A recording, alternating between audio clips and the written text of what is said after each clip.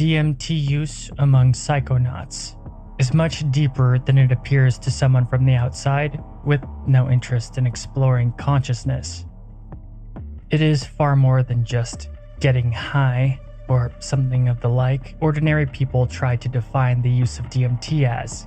To utilize DMT in high degrees is to push one's consciousness into something called hyperspace, in which the person basically leaves their body and experiences an alternate existence far beyond the mundane material world. These visions outside the physical body even happen with one's eyes closed and annihilate the accepted views of reality. DMT studies by psychonauts has over 35 years of research and has some interesting conclusions, such as recurring entities people have encountered from DMT hyperspace experiences. In fact, these alternative dimensions seem to be littered with them. These entities are theorized to be culturally inspired in how they're perceived, but within cultures, there are consistent themes.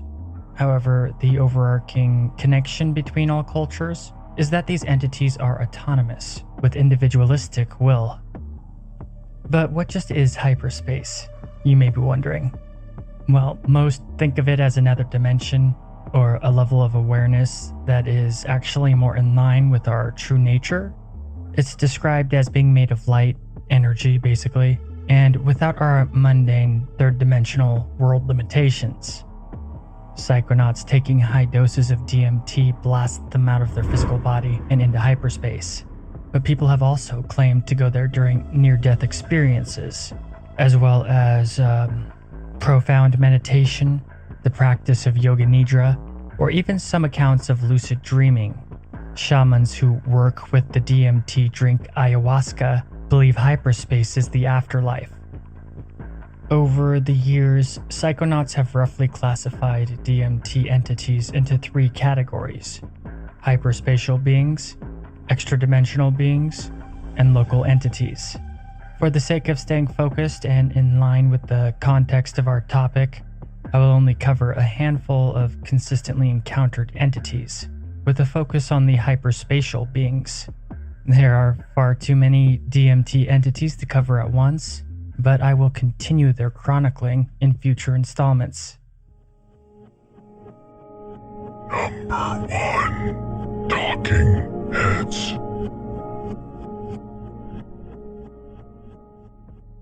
We'll start with the talking heads. These entities are precisely what they sound like, though they are always encountered while traveling extremely fast and surrounded by psychedelic fractal hyperspace terrain. The entity usually appears human, but not always, and encounters with talking heads usually take the shape of a long and profound conversation. Revelations and epiphanies are the result of the meeting if the tripper can keep their head on straight. The faces can be weird-looking, fractal, or even solid and ordinary.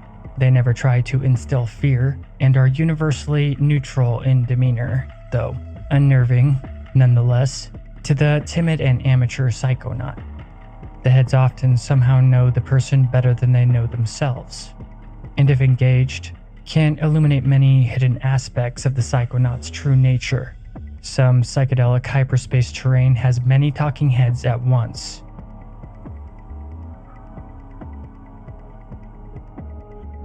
Number 2. Floating Blue Jellyfish. The floating blue jellyfish are usually seen in groups. They have brains visible through translucent skin where their eyes should be, and exude a purplish aura. The aura permeates a feeling of love, but not all have experienced it, and many who have were openly suspicious of it. Blue jellyfish are not known to be hostile, but can seem aggressive or annoyed in many cases because they are reported to get upset at the psychonauts because they're not dead. They will frustratingly talk to people about it in a telepathic manner and converse in annoyance among themselves. They'll say things like, "You're lucky we don't do anything," or "We'll let you off this time," which is kind of cryptically horrifying. They don't speak English, but more so a buzzing sound that can still be understood by the listener. Some say they eat the pain of the dying or something like that, but no one really knows. If there were ever darker, more dangerous encounters with them, the victims didn't survive to tell the tale. Number 3. Jesters. Jesters are one of the more well-known DMT entities. Many famous people have talked about seeing entities like these, including Joe Rogan. And while a jester can seem pretty creepy to many people, especially if they have a fear of clowns, jesters don't seem overtly malevolent. Most of the time, the worst thing that they'll do to you is laughing at you or making fun of you. However, in rare accounts, they have been said to become sexually aggressive to women. They are trickster entities that can be friendly to some, while frightening to others. Those who think jesters are not scary often feel like they're in on the joke, quote unquote. They enjoy surprising, tricking, or somehow causing awe in the viewer. The environment that they appear in usually, or drag the psychonaut into, is like a psychedelic circus or carnival, and the entities often wield tarot cards or playing cards that they love to show the tripper. If encountering these entities, it is wise to respect the jester's performance, or things can get scary. Number 4. Serpents and snake pipes. Serpents are often associated with the ayahuasca experience of DMT. Still, there is no shortage of bizarre snake-like entities, such as the snake pipes that seem to go on forever and ever to the psychonaut. Encounters with entities such as these are hard to categorize, yet the snake pipes are reportedly benevolent and neutral at worst.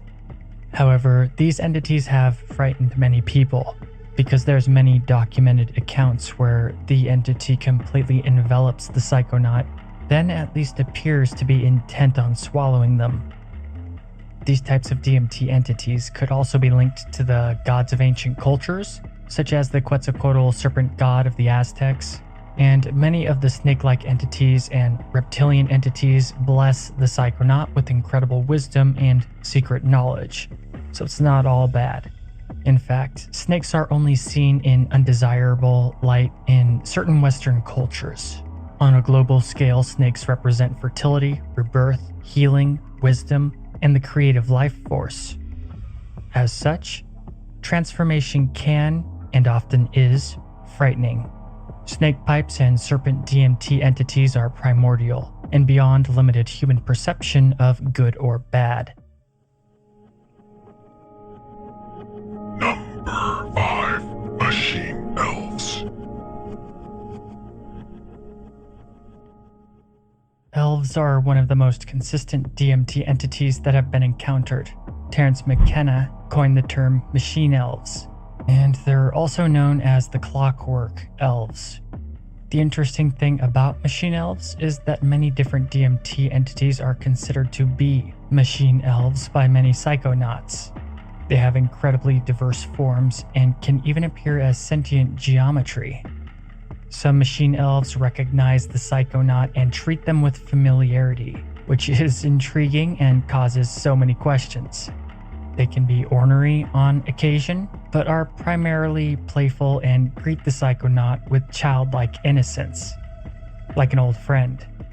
Some people claim they are the architects of the universe and keep the show running smoothly in a metaphorical manner. Machine elves try to teach or show many things, and the negative encounters with them only occur when the individual is unwilling to learn. But then again, this is based on the level of consciousness the psychonaut possesses, and what some consider bad is really just a misinterpretation. There are countless documented encounters with clockwork elves, and they've supposedly revealed countless secrets of existence to ascended humans.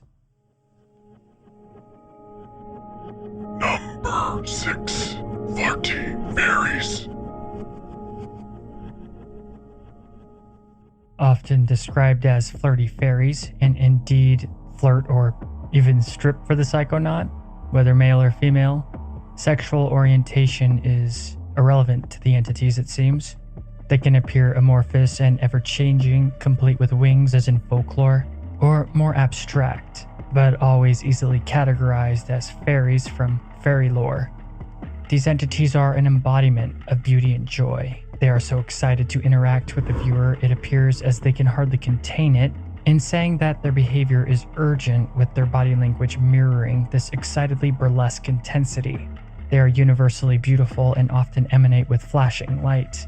The overflowing sexual intensity of the flirty fairies is theorized not to be sexual at all, at least in a way we humans understand it. More so, their behavior is a metaphor for their abundant, loving, and intimate nature.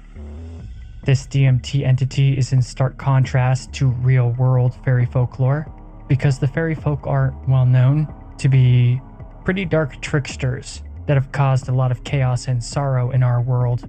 So it's fascinating they are said to be so universally benevolent and loving in hyperspace. The flirty fairy almost universally leaves a positive impression on the psychonaut. Number 7. Dark Entities. Frequently, dark entities are stopped by other DMT entities, and some such intercessors have given off the vibe like a rule enforcer who blocks dark entities from doing what they want. But some occult psychospatial beings break through to the psychonaut anyway. However, these beings only come around if invited somehow, which, unknown to the tripper, can be negative emotions such as fear. Many psychonauts actually refuse to categorize, label, or document information regarding these entities because they want to protect those who may accidentally draw their attention. To this community, secrecy is necessary because dark entities can cause serious psychological harm, resulting in mental illness. In any case, cultural origins seem to change how such entities appear, be it demonic, cosmic horror, or just plain ineffable and weird. Psychonauts regularly refuse to comment on dark entities within hyperspace. Though depending on where you're from, it's easy to say what these entities might take the form of.